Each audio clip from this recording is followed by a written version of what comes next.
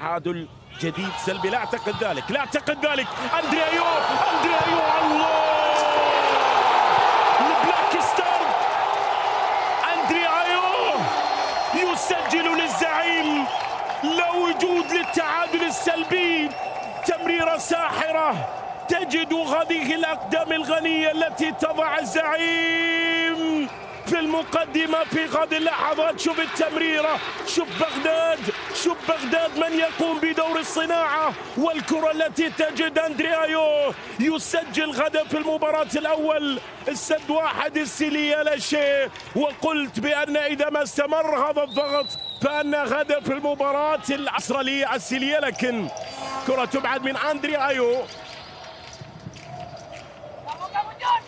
تنقل طويلة حتى بغداد، تبعد من أمام بغداد بنجاح. عادت الخلف خاطئة، الكرة الآن فرصة العودة. الله الله! ستراندبرغ يعيد الشواهين للمباراة.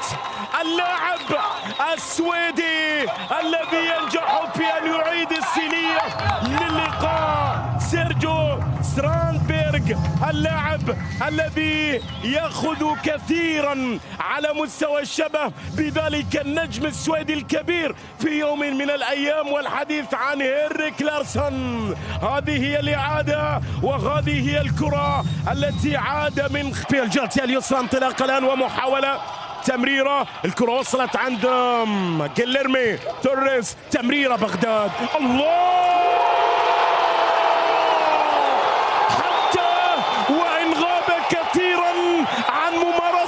هوايته المفضلة، لكن تذكروا دائما انه الجلاد بنجاح، انه بغداد الذي يعرف جيدا متى يظهر، متى يسجل، متى يفرد عضلاته. بغداد بنجاح يسجل الثاني للزعيم، الثاني للزعيم. هذه هي الإعادة وهذه هي التمريرة. جيليرمي توريس، بغداد، بغداد، بغداد، الله عليه، بغداد الله عليه. بنجاح